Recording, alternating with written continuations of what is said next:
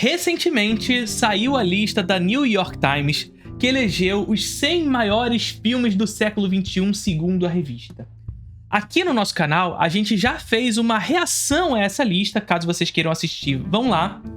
Só que algumas dúvidas surgiram com relação a essa lista, a essa minha reação à lista. A galera não entendeu muito bem o porquê eu fiquei incomodado com algumas questões ali. E eu preciso dizer o seguinte, o meu incômodo com alguns dos filmes que ali estão representados não é especificamente somente pelos filmes que estão ali representados, mas sim ao método empregado pela revista. É claro que nós estamos falando aqui de um caso onde a gente precisa entender, isso aqui é um bordão aqui do canal, que a gente pode gostar dos filmes e ainda assim ser crítico aos seus processos. A gente pode gostar dos filmes e ainda entender o motivo pelo qual aquele filme foi selecionado e não outro. Entende? É diferente de listas pessoais. E essa é uma coisa que surgiu muito nos comentários do meu vídeo anterior. Felipe, por que você se incomoda tanto com gostos pessoais? Mas então, gente, eu não tô me incomodando com gosto pessoal. Eu tô me incomodando com uma lista que aplicou uma metodologia específica, uma lista do New York Times, que aplicou um método e convidou 500 pessoas para, aí sim, nessa amálgama de todos esses votos, fazer surgir uma lista. Então eu não tô incomodado com o voto pessoal de ninguém. Existe um método empregado por uma revista, e essa revista usou um método que é, digamos assim, problemático, e que, como qualquer método, atende a interesses específicos, motivos específicos que dão um resultado. Mais uma vez, é possível gostar das coisas e ser crítico aos seus processos. A razão da lista que foi apresentada, e essa foi uma das críticas que eu apresentei naquele vídeo, ser uma lista muito americana e que tem uma razão de enviesamento para a memória de curto prazo, é que essa lista tem como seus votantes majoritariamente pessoas estadunidenses e muitas delas votantes do Oscar. Não é estranho, portanto, que o resultado dessa lista tenha como representação filmes majoritariamente americanos, e quando eu digo majoritariamente, gente, eu não tô falando que seja mais representação americana do que outros lugares do mundo, porque isso seria até normal. A minha lista, vocês vão ver que tem mais filmes norte-americanos do que de qualquer outro lugar. Tem. Nós estamos falando aqui de uma representação de mais de 60% de filmes americanos, o que é, porra, pelo amor de Deus, é uma outra coisa. E pela memória de curto prazo. É enviesado justamente por essa questão desses votantes do Oscar nesse curtíssimo prazo. Aí vocês vão lembrar, por exemplo, de Parasita, que é o vencedor nessa lista da New York Times. É um grande filme? É um grande filme. Eu adoro Parasita, eu acho um filme maravilhoso. É o meu primeiro lugar? Não é. Ah, então você tá dizendo que por não ser o seu primeiro lugar, significa que ele não pode ser o primeiro lugar em nenhuma lista. Não! Mais uma vez, é possível gostar das coisas e ser crítico aos seus processos. Por que Parasita venceu o Oscar? É porque é um grande filme? Se for por isso, amigo, todos os filmes que ganharam o Oscar são grandes filmes. Vamos combinar dessa forma? Não é. Os filmes vencedores do Oscar atendem a interesses específicos dessa indústria. Por que Parasita ganhou? Sendo um filme sul-coreano, base militar americana há muito tempo, né? Que sofre, Coreia do Sul, um processo de ocidentalização em razão, inclusive, dessa ocupação histórica, que é um lugar, a Coreia do Sul, geopolítico estratégico para os Estados Unidos, inclusive para a disseminação de cultura. Por que um país como esse consegue se desenvolver tecnologicamente naquela localidade e o Brasil não consegue, por exemplo? Entende? Porque os Estados Unidos detêm patentes, entende? Eles poderiam muito bem bloquear o crescimento tecnológico da Coreia do Sul e não faz. Então tem uma série de questões de tecnologia e de cinema que poderiam ser atrasados pelos Estados Unidos, mas não faz na Coreia do Sul, mas faz no Brasil, por exemplo. O desenvolvimento da indústria cinematográfica no Brasil é atrasado em razão da indústria estadunidense. Então veja, não é sobre gosto pessoal. Gosto pessoal é o quê? E aí a gente vai começar a entrar na minha lista. Gosto pessoal é o quê? É a minha lista. A minha lista é gosto pessoal. É sobre o que eu acredito sobre cinema. Essa lista aqui que vocês vão ver não é a lista definitiva da história da humanidade. É a lista do Felipe. É o que o Felipe acredita serem os melhores filmes do século XXI, porque são os filmes que, primeiro, que eu vi e os filmes que eu mais gosto. Mais do que mais gosto, os filmes que eu defendo como grandes filmes. E a crítica se faz assim. Assim surgem os grandes filmes da história, pelo debate crítico, expondo o seu gosto e pondo esse gosto para ser posto em crise pelos outros críticos. Então, essa lista aqui não é nenhuma lista definitiva da crítica, é uma lista do Felipe. E claro, depois pode debater com outros críticos e de maneira mais enfática fazer surgir uma lista mais definitiva, ou com a coisa desse tipo. Meu problema com a lista da New York Times, portanto, não é com o gosto pessoal de ninguém que votou. Cada um tem o seu gosto e tem que expor pra crítica. E eu tô aqui pra criticar. Mas, sobretudo, meu problema com a New York Times ali é com o método. Dito isso, vamos aos filmes? Então vamos. Eu sei que você já conhece a Introdução ao Cinema, então eu quero te apresentar por dentro a aba sobre História do Cinema do curso. Porque lá você vai aprender sobre cinema clássico e cinema moderno, neorrealismo italiano, expressionismo alemão, censura em Hollywood e o Código Reis, cinema noir, maneirismo, cinema de fluxo, 3 aulas sobre cinema novo, 2 aulas sobre cinema marginal brasileiro, 2 aulas sobre novela e vague francesa, novela e vague japonesa, nova Hollywood, cinema independente americano pré-Hollywood. E agora eu estou dedicado a uma sequência de aulas sobre as mortes do cinema. São mais de 50 aulas já disponíveis lá na plataforma e 2 aulas novas todos os meses.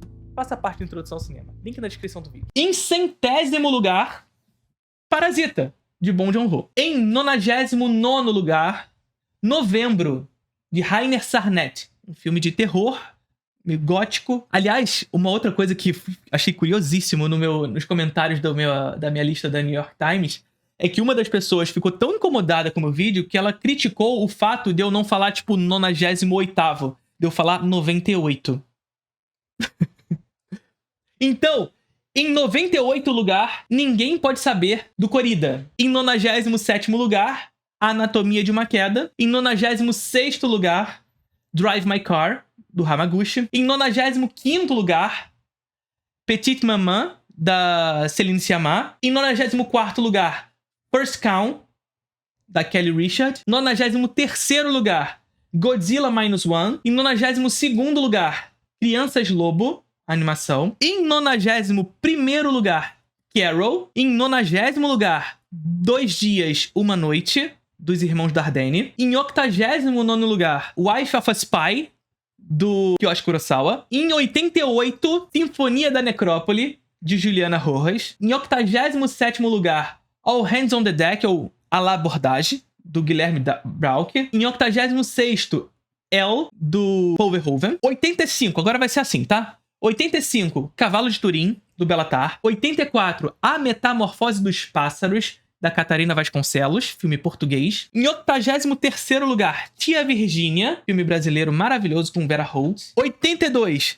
Time, O Amor Contra a Passagem do Tempo, do Kinky Duke. 81, Plataforma, do Jia Zhangke. 80, O Tempo e a Maré, filme de ação de Hong Kong, maravilhoso. 79, Cópia Fiel, de Abbas Kiarostami. 78, Totterman, de Christian Petzold. Olha o primeiro Petzold aí, gente. 77, mais um brasileiro, Sertânia, do Geraldo Sarno. 76, Chara, de Naomi Kawase. 75, RRR, filme indiano. 74, Tokyo Sonata, Kiyoshi Kurosawa. 73, Love Exposure, Sion Sono. 72, Edifício Master, Eduardo Coutinho. 71, Era Uma Vez em Hollywood, Quentin Tarantino. 70, Garota Infernal, Karin Kusama. 69, Vou Ver, Pedro Almodóvar. 68, No Quarto de Wanda, de Pedro Costa, mais um filme português. 67, First Reformed, do Paul Schrader. 66,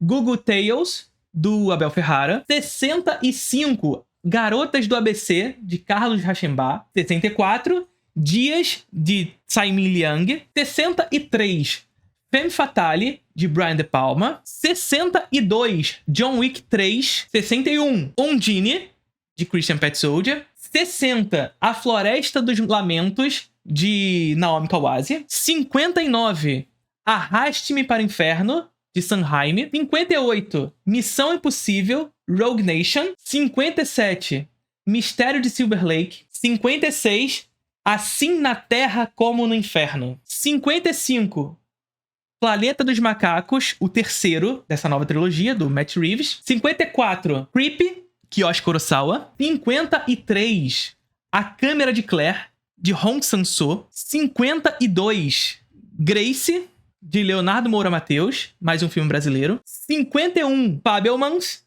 do Spielberg. 50, Pássaros de Verão, de Ciro Guerra. 49, Memórias de um Assassino, Bong Joon-ho. 48, Before Sunset, Richard Linklater. 47, Miami Vice, do Michael Mann. 46, A Vila, do Shyamalan. 45, Homem-Aranha 2, Sam Raimi. 44, O Mal Não Existe, do Hamaguchi. 43, O Sétimo Código, de Kiyoshi Kurosawa. 42, Casa Vazia, do Kinky Duke. 41, Corpo Fechado, do Shyamalan. 40, Amantes, do James Gray. 39, Onde os Fracos Não Têm Vez, dos irmãos Coen. 38, Fiancé, do Kiyoshi Kurosawa. 37, Jurado número 2, de Clint Eastwood. 36,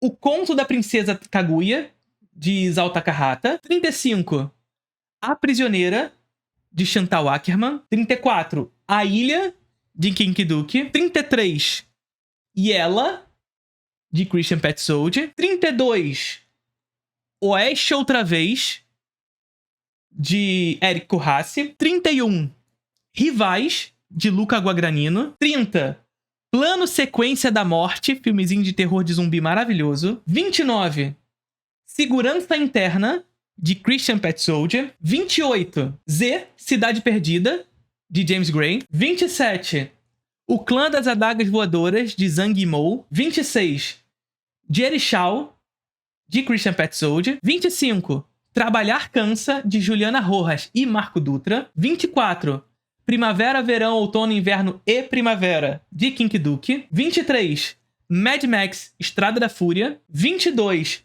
Nope, de Jordan Peele. 21, A Visita, de Shyamalan. 20, Desejo e Obsessão, da Claire Denis. 19, Um Alguém Apaixonado, de Abbas Kiarostami. 18, Na Praia à Noite Sozinha, de Hong Sang-soo. 17, John Wick 4. 16, Planeta dos Macacos Confronto, o segundo da trilogia, do Matt Reeves. 15º, Amor à Flor da Pele, de Wong Kar-wai. 14º, Espíritos, aquele mesmo filme de espírito tailandês maravilhoso.